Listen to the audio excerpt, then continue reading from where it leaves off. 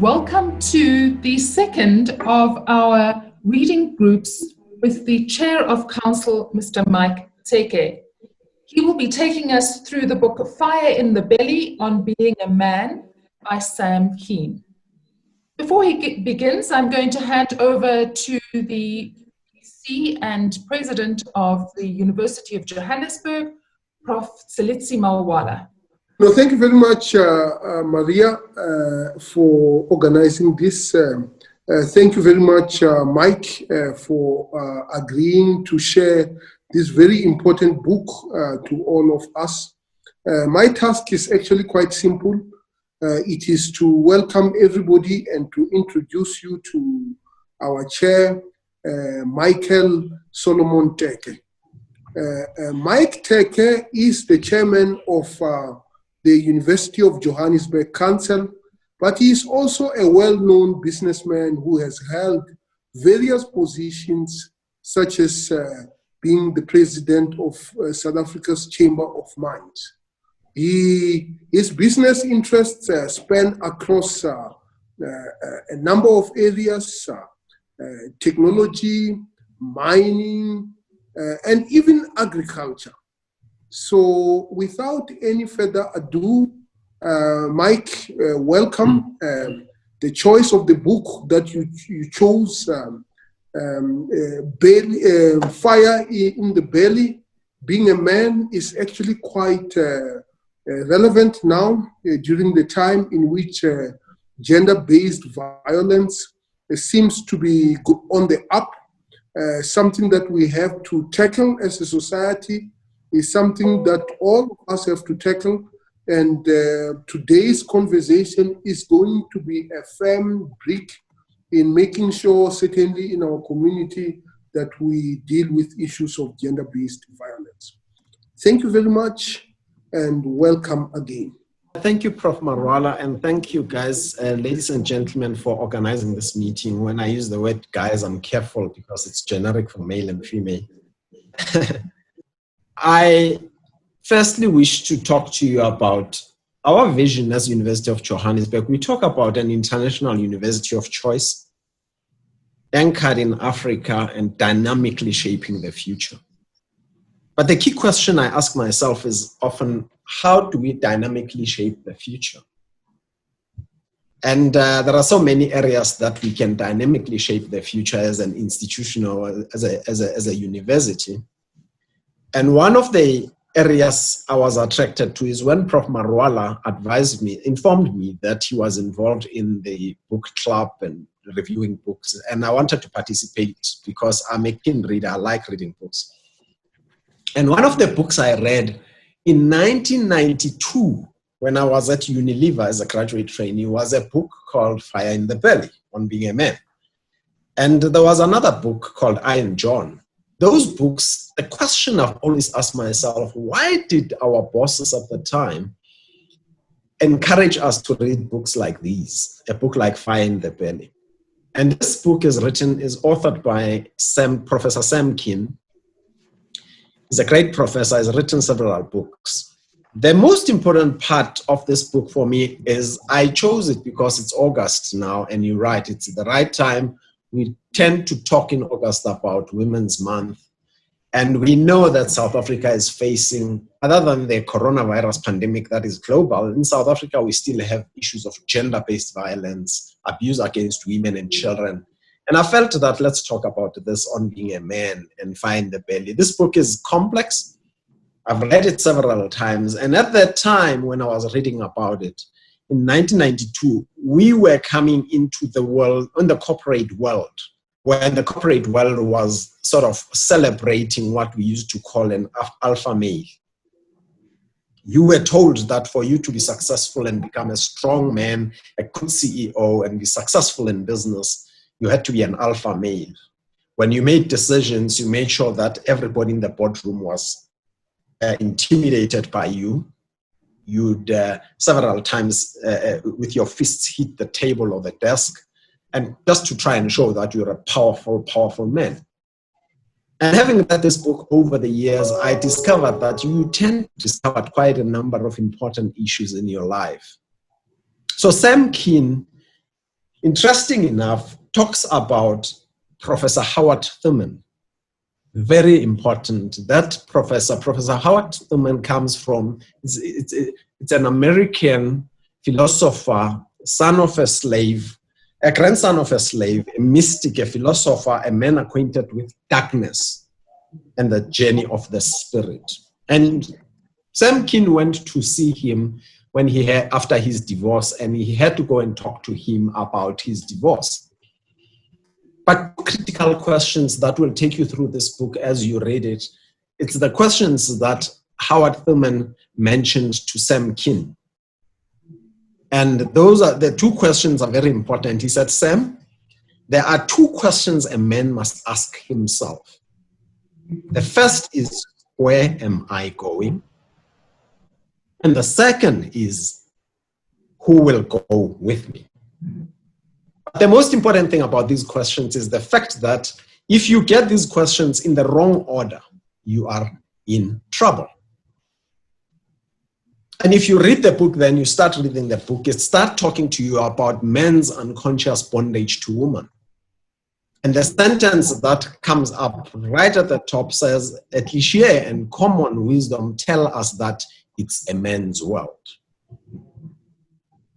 So then we start to talk about the relationship between man and woman, or man to woman. In other words, what's the relationship? A man's journey in relationship to woman involves 3 stages. That's what he talks about when he starts. And he talks about woman as goddess and creatrix. Woman is and always will be goddess and creatrix. She is the womb from which we sprang the ground of our being. And that is very important when you realize that a woman comes in, because when you start reading this book, you start thinking that he's going to immediately talk to you about man, being a man. That's it. And the most important part is, when I think of woman as goddess or creatrix, you start thinking of yourself. And in the book, Sam Keen talks about the birth of his 3rd child, having gone to the maternity ward when the children were born. He made sure that he's there. And in my case, I reflected that I know that bondage in terms of when my kids were born, I was there. But the most important question, you always look at a female or a woman and say, wow, what is it that woman can do? As our source, the goddess is both historically and psychologically primary. And that's very important. The second one, it's the second part that says woman as mother and matrix. And there's an old hymn that he talks about. He says, according to Sam Keen, she is so high you can't get over her. So low you can't get under her. So wide you can't get around her. She exists, therefore I am. And that's the power of woman. That's the power of woman. And that is why then when you read this book, you start to say, what is surprising is the stance that we as men are taking today towards women. Because women, it's our mother and the matrix or matrix. The third part is the one of woman is, she is the magnet and men are the iron filings that lie within her field. Woman as erotic spiritual power. Now those are the 3 stages that Sam Keen talks about. Why? Now going forward, he says, we can't be comfortable in intimacy with women because we have never been comfortable in being distant from them. Most modern men have never learned the joy of solitude, the joy of being alone. We always want to be around women.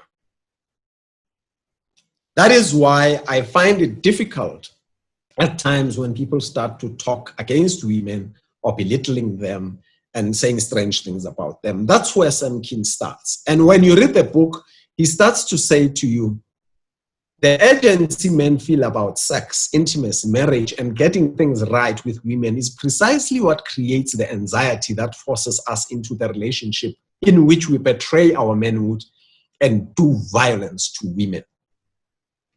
Like a good mystery story, The journey towards full manhood is filled with many surprises that make no sense to those who try to learn conclusions without taking one step at a time. And he says, I invite you to join this journey. That's the journey that he takes you through with this book, effectively. He takes you through the journey of where a man goes through. And when you read this book, there's a chapter where he talks about the rights of manhood. And that's chapter 3, when he talks about men separated from mother, men separated and then taken for initiation. This is the second one. And then the third one, it's the issue of reincorporation. I know very well, when I grew up in the township, there are certain ethnic groups in South Africa. It happens globally. We know the story when they separate you as a child from your mother. We know that act of separation, the cultural task of turning a boy into a man, begins by the disruption of the primal bond between mother and son.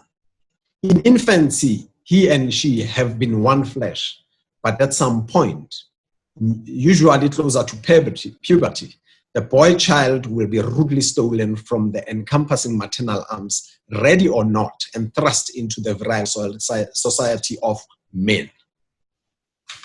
Now, that's the question. That's the first act that we talk about in terms of separating you from your mother.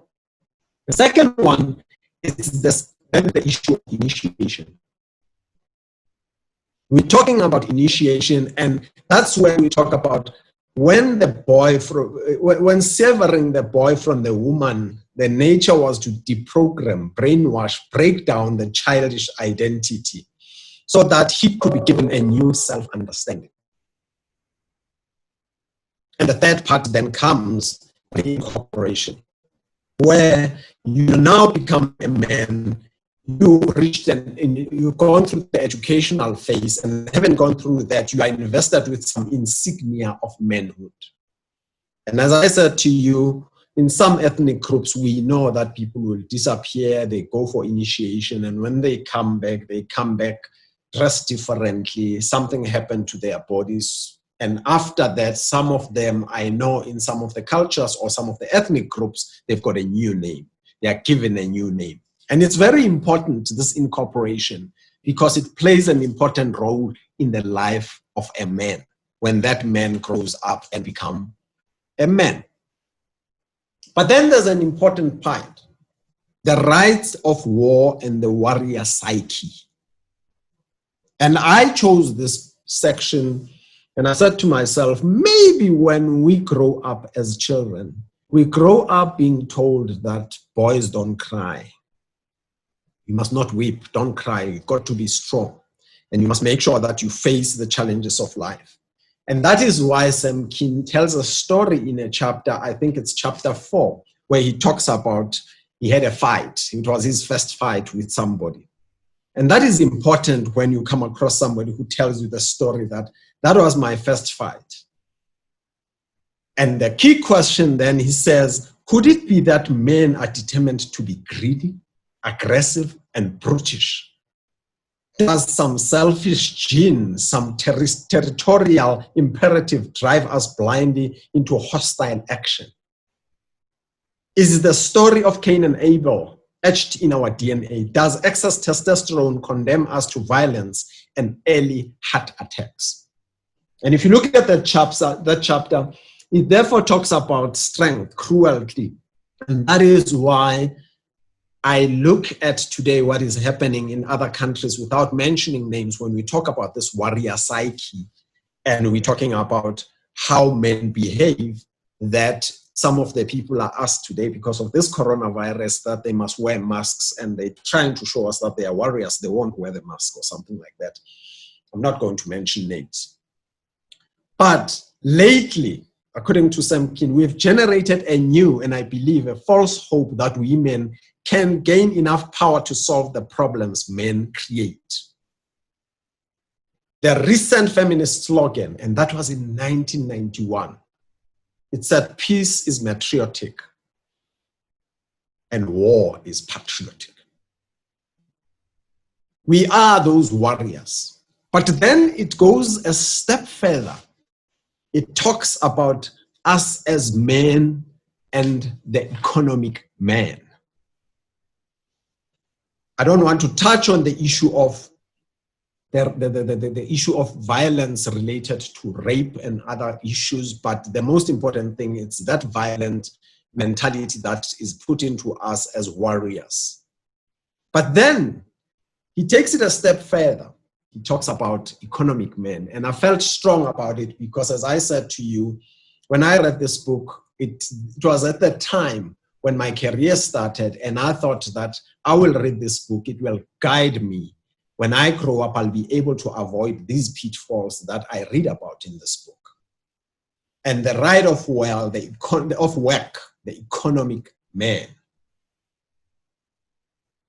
Now, if you read this book further, you come across an interesting question that we get asked every day in our lives. When you grow up as a little boy, long before boy child has a concept of the day after tomorrow, he will be asked by well-meaning but unconscious adults, what do you want to be when you grow up? What do you want to be when you grow up? And I think we tend to take that responsibility so seriously. It will not take him long to discover that if you say, I want to be a horse, that's what Sam King has. It's not an answer that satisfies others. They want to know what the man planned to do. What job, what profession, what occupation, what have you decided to do with your life? And we all grow up with that mentality, being told that when you grow up, we want you to grow up and tell us what is it that you're going to do with your life. Now, formal preparation for the rights of manhood in a secular society take place first through the institution of schooling. We know that. You're being asked that question, you're 6 years old, you're going to school. And there's a good statement that Sam King talks about. He says his nephew, he says, my 15-year-old nephew put the matter more accurately than any social scientist. Schools, he said, are designed to teach us to take life sitting down. They prepare you to work in office buildings, to sit in rows or cubicles, to be on time, not to talk back, and to let somebody else grade you. From the first grade onwards, schools teach us to define and measure ourselves against others. We learn that the world is composed of winners and losers, pass or fail. So that's basically the life that we live. The interesting part, when I read the story about, especially in business where I operate, I realized that the important thing is when you are in business, you learned years back, and I spoke earlier to you about the alpha male. Sam King talks about those years, 1991, when this book was published, and it's still happening today. The recent spate of best-selling books about business that make use of military metaphors tell an important story about economic life and therefore about the climate within which most men spend their days. I spoke to you about men as a warrior, that warrior psyche, the war mentality, being aggressive, make sure that you win battles, have your first fight, and all those discussions. As economic men, we've learned that even at the workplace, we've become part of the workplace. The book says, David Rogers, Waging Business Warfare, from the jacket copy. Become a master of strategy to today's corporate killing fields and win the war for success. How to succeed in battle. Believe it, if you are in business, you are at war. Your enemies, your competitors intend to annihilate you. Just keeping your company alive on the battlefield is going to be a struggle. Winning may be impossible unless you are a master of military strategy. Everything has to do with fighting. Everything has to do with that warrior mentality, the fighting. I asked somebody a question recently. I said to them, why every time when we recruit people, we don't say we will ask a search company to help us. We always say to headhunter, to to ask somebody to go and headhunt somebody. It's like we look in our minds, everything is like we're hunting for something, we're chasing something. There's an element of being wild in the whole discussion. Now, that's the language that has shaped us. But there's a chapter that I've tried, and I've done my best to avoid this chapter. It's a chapter that talks about the rights of sex, magic wands, and private tools. I've tried to avoid it to make sure that if there are children listening, I don't want to get myself into trouble. And therefore, I said to myself, I'm not going to touch on this because I know how men think about this, and that's what gets a lot of men into trouble. The most important part for me is the issue of the measuring of manhood. A man is measured by the expanse of the moral horizon he chooses. And this chapter then talks about, when you talk about who are the ideal men. If you've read this book, you've realized that it looks like a textbook because right at the end, it has a survey, a long survey that you have to go through, and it talks about the ideal men. Who are those men who become ideal men? It talks about we becoming self-measuring animals. Whether or not man is the measure of all things, as Greek philosophers claimed, he is certainly the measure of all things, most especially himself. We are self-conscious animals, and our stature as men, our grandeur, our meanness is determined by the horizons of our moral universe, by our choice of heroes and authorities, by trying to keep up with Donald Trump, imitate the lifestyle of Mick Jagger, or to follow in the footsteps of the Buddha. Who are those exemplary men that we model ourselves around? When we talk about that, the exemplary men, there are two things that become important. You read about the Hall of Fame or the Hall of Exemplars. Who is that man who becomes your North Star? Do you talk about Jesus? Do you talk about Gandhi? Now, Sam Keen says, as men, we go through that mirror where we look at the people that we see them as exemplars in our lives. There are those people who are good exemplars there are great names that we can think about. These are the people who are, for example, you think about some of the women who have recently been added on all of the exemplars, the extraordinary women who gave birth to the feminist movement. Simone de Beauvoir, Betty Friedan, Gloria Steinem, Adrienne Rich, etc. They have for all the time added the words free, equal, and powerful to the definition of woman. That's different from what men talk about. When you further read the book, then talking about would we be comfortable when we talk about exemplars of virtue? And I mentioned two names that I mentioned of Jesus and Gandhi. But the most important discussion that becomes close to our hearts, it's when we talk about the Hall of Villains. The drama of manhood is a morality play that is never complete without a full cast of antagonists. And it's interesting the names which came up in 1992, 1991, 92, when this book was published. The underworld of masculinity includes all types, from the charming rogues and silver-tongued devils to the truly detestable fiends and demons. From Red Butler to Hitler, the worst villains in the drama, Stalin, Idi Amin, Pol Pot, Ted Bundy, serve to draw the line beneath which we consider we are dealing with monsters and not men. And that's the journey that man has gone through. That's the journey man goes through. Lesser villains provide us with incarnate definitions of a single vice. Ivan Busky, greedy, he was a stockbroker. We're talking about Jimmy Swaggart, a hypocrite. Charles Manson, insane. Donald Trump, egocentric. Richard Nixon, deceitful. Gaddafi, hateful, etc. All those who dwell within our private and public forms of villains help us to define the moral hierarchy. And as nearly everyone's mother would say, Never underestimate the importance of a horrible example. Now, the key question that comes up, going further, we're talking about a chapter that talks about the brief history of manhood, where you talk about men, of identifying men with different functions. And they've outlined it in the book properly. Man as a hunter,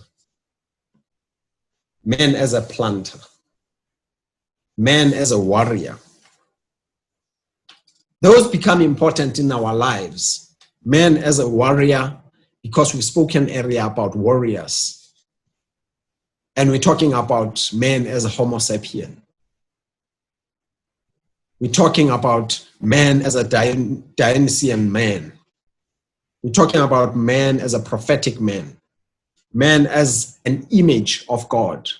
And you talk about man as power and the scientific technological man, not Professor Marwala maybe, the self-made man and the psychological man and postmodern man. Now, when we grew up, nobody ever, when I grew up in the township where I grew up, my background, nobody ever shared with me that one day these things will consciously happen to you, or you're going to find yourself having to be a particular type of man, or you're going to be a man made up of these types of definitions. There's a chapter here which talks about virility and vocation, which is about history in Zen, is a Zen master. It presents us with koans, quandaries, questions, and vocations. And it talks about two. It says, the challenges that face us are clear. 1992, whether we will respond to them is not. For the foreseeable future, man's life will be caught up in the turbulent confluence of two mythic systems, one dying and one being born. The old myth perceives reality as constant discord and believes combat, warfare, and economic competition are inevitable. It hopes for clear-cut victories and progress. The new myth perceives lives and reality as a unified network of mutually interdependent entities whose well-being is enhanced by cooperation and compassion. It looks forward to a world order not based on warfare and an economic system that is ecologically viable. The tragedy of the old rights of manhood is that they have made so many of us morally tone deaf. And that is why I make an example when people ask the question about, what do you mean when you say you never had a father? What do you mean when you say my father was not present? We talk about groups of people, we're talking about those people who say my father was not there because biologically he disappeared after. But there are those people who have fathers, but because the father is an economic man, he has been absorbed into the world of work, they arrive home, they are tired, they can't take responsibility of being present and raising those young boys to be real men. I have a friend of mine, probably he's online listening to me, told me a story years back that he was the CEO of a blue chip, powerful company. But as a CEO of that blue chip company, he made it a point that if he was around town, he was in Joburg, he made it a point that he goes to sport every time to go and see his boys playing sport. That is fundamental. That shows presence. That helps you in your journey in building yourself into a man.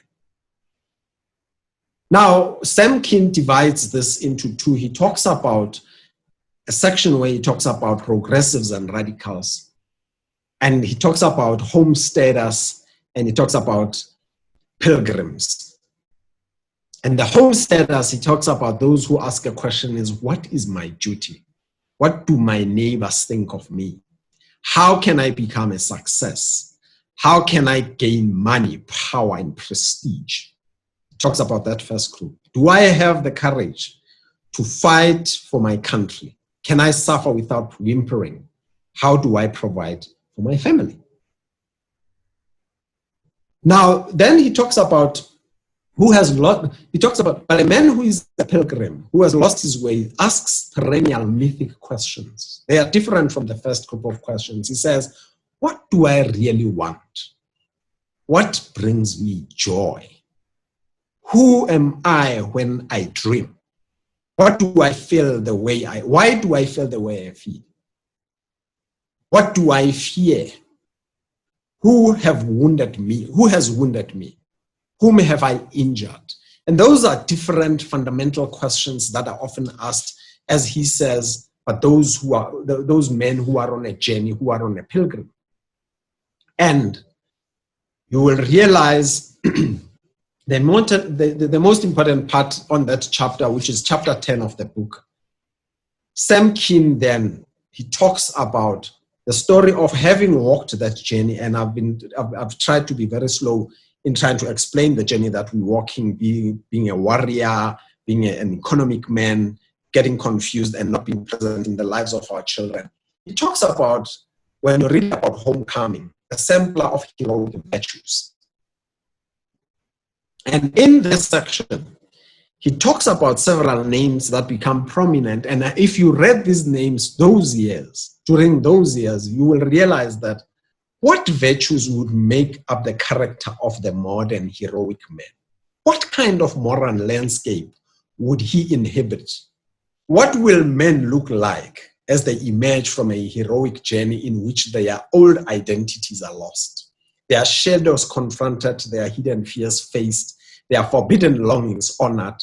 Will they be supermen, soft, androgynous, wild, postmodern aesthetics, playboys, self-altering scientists, or cyborgs?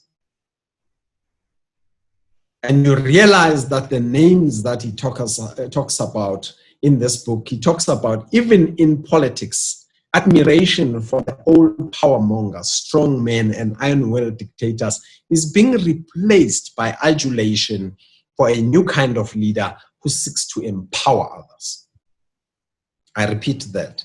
Even in politics, admiration for the old power mongers, strong men, and iron-willed dictators is being replaced by adulation for a new kind of leader who seeks to empower others.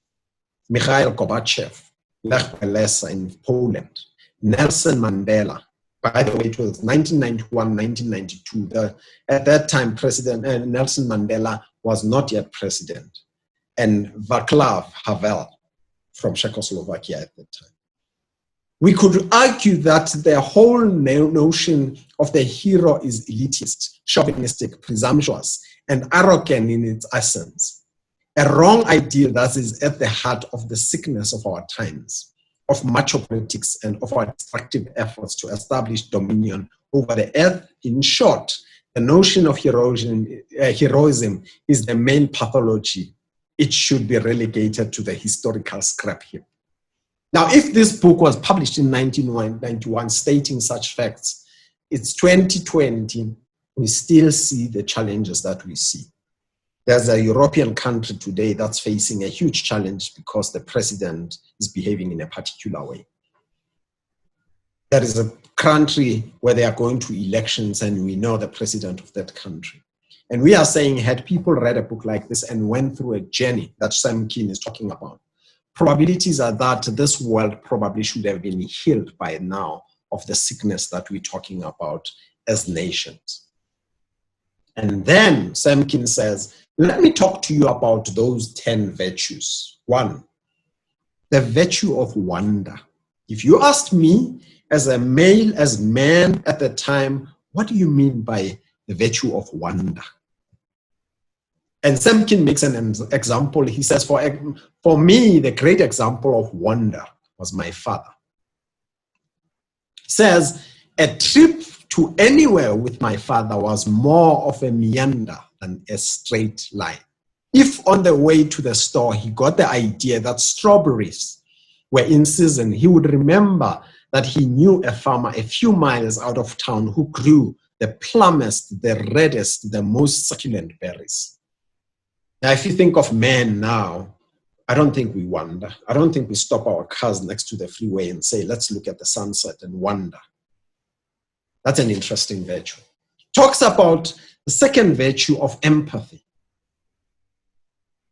If you talk about leadership today and you say, I want you in your leadership style, you're a vice chancellor of a university, not you, Prof. Marwala, you must be empathetic. You must show empathy. People will say, that's a sign of weakness. That's not strong. I don't like that. The virtue of a heartful mind. And it goes back, if we talk about the virtue of a heartful mind, it goes back to Howard Thurman, who was at the time at the university, who was the man who asked him and said those two questions: where do I want to go and who do I go with? The fourth one is the issue of the virtue of moral outrage. The fifth one is the virtue of right livelihood. The sixth one is virtue of enjoyment. The seventh one is virtue of friendship. The eighth one is virtue of communion. Number 9, it's an interesting virtue that I link to that virtue where I spoke about the virtue of husbanding. The virtue of husbanding. And he tells an interesting story, a story of a man who owned a farm. He tells a story of a guy called Ralph St. Louis, who lived in a place called Shelland, who was running a farm and he was planting peaches. And when he arrived and having a chat to this man, he realized that what does it mean, the story of husbanding, stewardship? And those 10 virtues, if you spend time on this book talking about those virtues, they are so important that today when we're in business and we sat down and looked at the competences that will make great leadership, I don't think of these 10, probably we'll pick up 3 and be able to say these are the ones that befit a leader that we want into the future. And I think men have trapped themselves, or we are trapped in that mindset of violence, and moving from that psyche into the psyche of starting to appreciate things better and understand. Somebody was saying to me the other day, being able to dismiss or fire somebody at work with a smile. Now, that chapter plays an important role. You'll notice that in that chapter, he spends time talking about the whole issue of virtues. Now comes the issue of counterpoint, the loving combat. It's an interesting sentence that I'm going to read. It says, sometimes what looks like a fight is only the fierceness of love. At the moment, the honest struggle going on between men and women is less comfortable but more loving than the old false peace. We have moved from a condition of silent hostility, buried resentment, and covert, low-intensity warfare to open conflict. And it is important, therefore, to understand that for men and women to love each other, we must learn to respect each other's anger. For men and women to love each other, we must learn to respect each other's anger. Good men and good women have fire in their bellies. We are all fierce. It moves away from that old mindset that said men are the ones who are warriors, men are the ones who are violent, they are the ones who are greedy, who are fighters.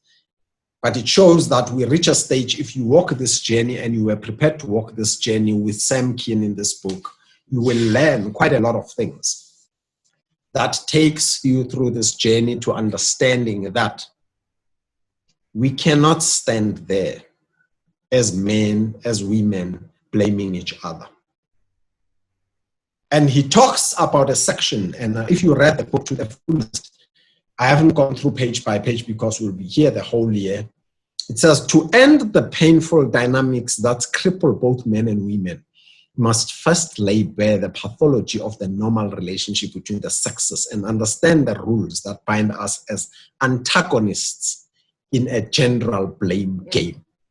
Here, he talks about the 10 rules. And I'm hoping that people who will read this will pick up the snippets and learn out of this. Rules that I'm not going to read the 10 of them, but let me read the first few where he talks about antagonists in warfare and the gender game are made artificially alien to one another. Strangers are turned into enemies. Differences are viewed as deviations. The gender game begins with artificial separation of masculine and feminine qualities, an act of intellectual and psychological fascism that forces the complex beauty of actual men and women into the two-column goose step of masculine and feminine attributes. The second rule, he says, the definition of men and women in the gender game has been created by a process of exclusion and negation. We are not they. Manliness and womanliness are both defined by a process of decision and denial. The third rule he talks about, in the antagonistic gender game, the players may switch positions, one up, one down, sadist, masochist, from time to time. Rule number 4, the game requires the players to remain unconscious of their roles. Blind passion is the logic of history. We go to war blindly. Only mature love is fully conscious. I'm not going to take you through all these. There are 10 of these, very important. You'll read about them. And then we talk about the story that intimacy, how close is close enough? How close is close to enough? Every culture has a different notion of the proper distance that should be maintained between the sexes. How close husbands should be to their wives. How close fathers should be to their sons and daughters. How close brothers should be to their sisters. In some tribes, men live together in a man's house and visited their wives only rarely. Now, until recently, modern men and women embraced the romantic myth that celebrated the difference between the sexes, but held out the hope of an eventual ecstatic union. Two hearts beating as one. Together, with baby makes 3. They made up the private world of the family in which all needs for intimacy were to be satisfied. Now, in the world of psychology, I'm not a psychologist and I'm careful not to quote anything that has to do with psychology. Some believe that the unisex myth was manifesting Carl Jung's belief in the androgyny of men and women. And in Jungian analysis, to become whole, men must discover their feminine side, their anima or soul. To become whole, women must explore their animus or worldly and aggressive side. Now, ladies and gentlemen, seeing that we're talking about this as a journey, and Sam Keen talks about all these roots, there are 3 things that he talks about. He says, the great calling of our time that is worthy of men and women is to hold each other within our hearts and to conspire to create a hearth within the earth household. These 3 live or die together: the heart, the hearth, the earth. When you read this book and you reach chapter 15, you tend to be confused because it happened several times to me, where I was saying, what is he talking about, the travel tips for pilgrims? In other words, people who are on the journey. And he says, there is no how-to guide to the process of becoming a fully summed up and spirited man. To suggest there are techniques to achieve authentic manhood would be to devalue the dignity we can achieve only by struggling to become conscious and compassionate. We win our souls after long years of practicing the discipline of awareness and abiding in fear and trembling until we learn. At last, the rest content with our grandeur and baseness. Men who are beginning to nibble on the apple of consciousness often ask, where do I start? How do we do it? The answer is simple. And in India, there is an old saying, when the student is ready, the guru will appear. When the student is ready, the guru appears. And I've realized that over the years, as I continue to read this book, I keep on going back because there are sections that I miss and I keep on repeating those sections. Why? Because I keep on asking myself a question that says, when do I reach a stage in my life where I say, I am a man? I am the type of man who is a great man, who is compassionate, and I can be able to live with woman. Or maybe the word that I've seldom heard Semkin talking about, wife, keeps on talking about woman and men. And in this book, Fire in the Belly, you go then to the last part, and it gives you a great questionnaire which you go through. And the names that are mentioned here, I then reflect on that and say, can you imagine in 1991, when this book was published, 1992, 1993, Semkin talks about people like Donald Trump. If I asked you in 1992, 1993 and say, do you know that this man will be the president of the United States of America in 2016? Probabilities you didn't have answered yes or no, I don't think you'd be able to guess it. But when he starts the book, he says, a man must go on a quest to discover the sacred fire in the sanctuary of his own belly, to ignite the flame in his heart, to fuel the blaze in the hearth, to rekindle his ardor for the earth. Let me pause there. Thank you. Mr. Teke, thank you so much. That was inspiring, thought-provoking, and I think even for those people who haven't read the book, they have been able to take away so many different things to think with. Dr. Vakuza's put up in the chat that she says, it seems that there's a link between this book and the Bakari Sellers that was read last time. I'm curious about how Mr. Teke intends to operationalize these learnings from the men he chooses to read about. I sense a big mentoring project unfolding. Don't know if you'd like to comment on that. Yeah, so when I started, you know, one of the things I must share with everybody is the fact that I have walked the journey. And a friend of mine, I don't know whether he's online, walked this journey with me. I kept on looking for my father. I'm sure you can see when you watch, and people who know me always ask me a question, Mike, are you colored? Why are you light in complexion? I'm Tswana as they come. My grandmother raised me. My mother gave birth to this boy. I don't know my father. And I always reflect on that to say, had I sat down with my father, what would we be talking about? What type of man would I be today? Would I be violent? Would I be a gentleman? Would I be a decent leader than I am now? All those questions come up. So to answer your question, Dr. Vuguza, you're right. You know, I've been attracted to the history of American civil rights movement people. I don't know why. I liked Bakari Sellers' father, Cleveland Sellers, Dr. Cleveland Sellers. I followed Martin Luther King. I followed Bakari Sellers himself, John Lewis, the one who recently passed away. I must tell you that I was deeply touched. It was like I lost an uncle. I don't know the man. I read about him when he said, you must get involved in necessary trouble. And when somebody said they were not going to his funeral, something like that, I don't know why. So I've pushed myself closer to those great civil rights leaders in the US who achieved a vote for the disenfranchised.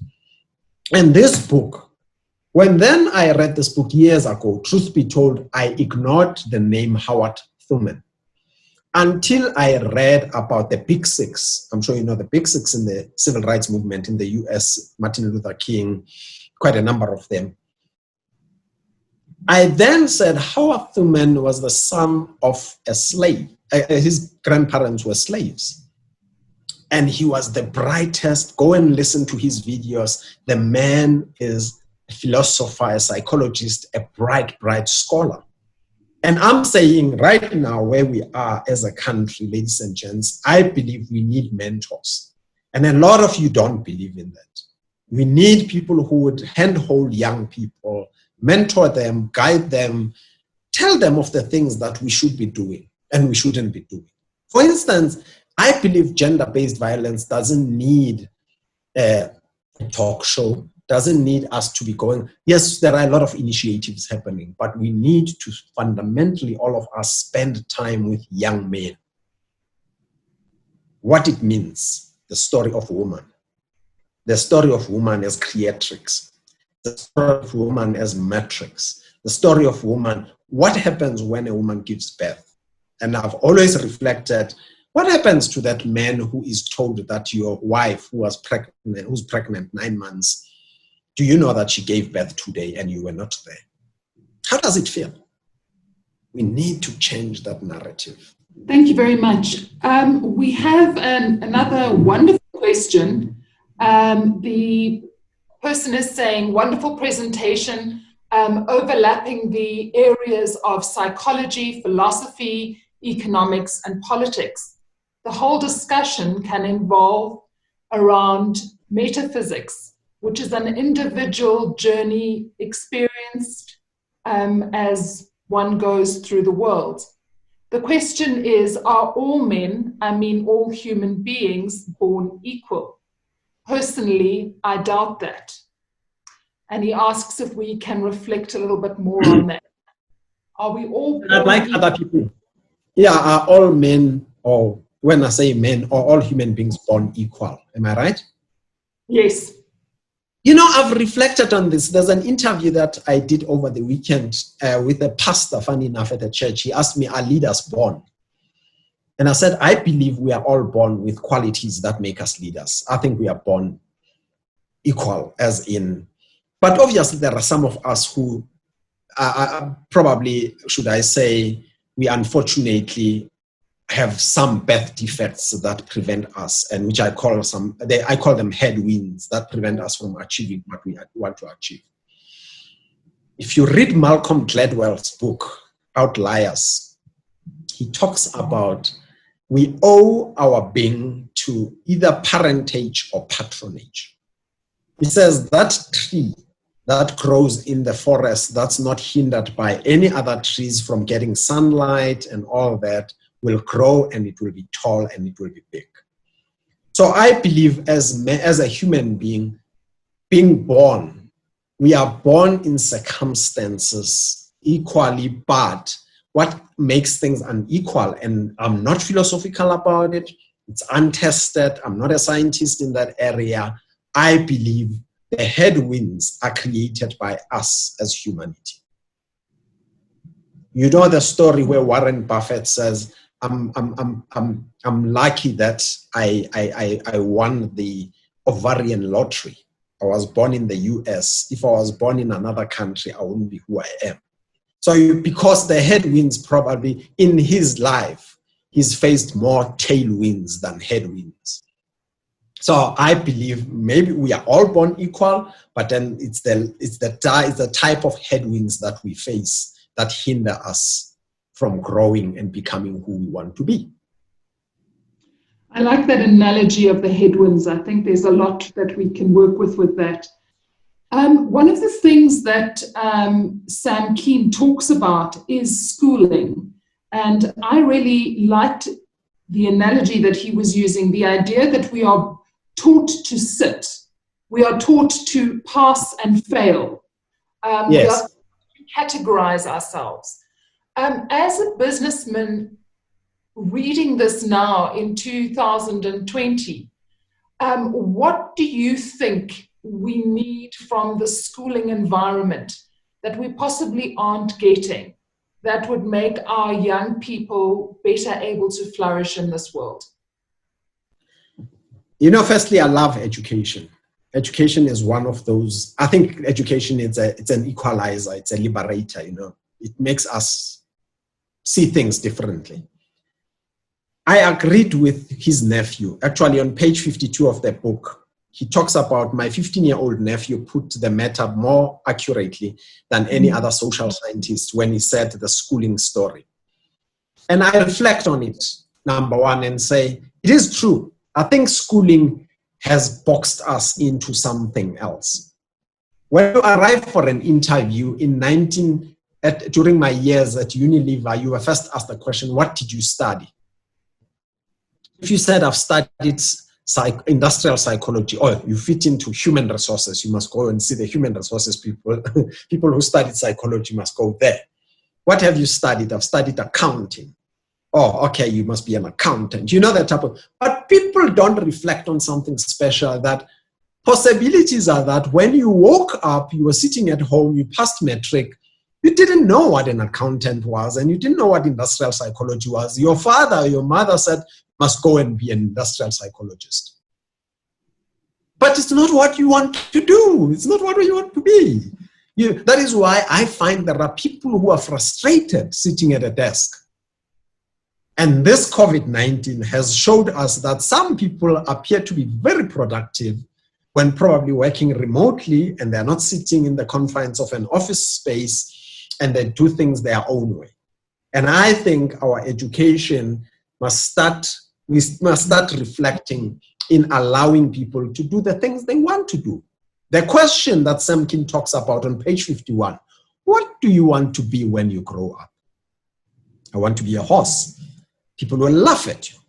When we grew up in the township, you either wanted to be a teacher, a policeman, a lawyer, or a fireman. That was very, very, very classy to be a fireman, because we never had a fire extinguisher in the township. Today, kids are telling you of a different story. If your daughter or your son says to you, I want to be a chef, where are you going to find a job? That's the first question I would ask you. Because my mind is trapped in that paradigm of sitting at a desk, books, 2 o'clock, qualification, if you don't have the certificate. And I'm not encouraging people not to go to school. I'm not. It's important. I'm saying those avenues are open to have your PhD, but let's allow our kids to thrive. And some young people are telling me a story that, in fact, I want 3 jobs. I want to fly aeroplanes. I want to fly aeroplanes. I want to do this. But I don't want to be at work at 8 o'clock. And I don't want to knock off at 4, but I'll make a living. Yes, and I think there is much for us to think about there in the university. And when you look at the results of the marks of students at the end of the first semester and how well students have done, I think this is giving us a lot of space to reflect and to think about how we assess and how we could be doing things differently. And I think we're seeing a lot of creativity, at least at UJ, coming out of COVID-19. Sure. I have time for one last question. And the question is, when this book was written in 1992, the people on the world stage were people like Nelson Mandela, Gorbachev, and in the wings, people like Barack Obama. Now we read the book in 2020, and our world stage is looking very different. Putin, Trump, and this list goes on. What do you think has gone wrong? And why does the stage not look as promising as it did in 1992? I don't know whether, let me go to chapter 9. You know, chapter 9, it talks about, it says, for the foreseeable future, men's lives will be caught up in the turbulent confluence of 2 mythic systems, one dying, one being born. The old myth perceives reality as constant discord and believes combat, warfare, and economic competition are inevitable. It hopes to be for clear-cut victories and progress. You know, when I read that today, in 2020, It reminds me of that president who's involving himself in trade wars. I'm involved in a trade war and I want to beat China, and the life is about, it's a clear-cut victory and it's progress for me.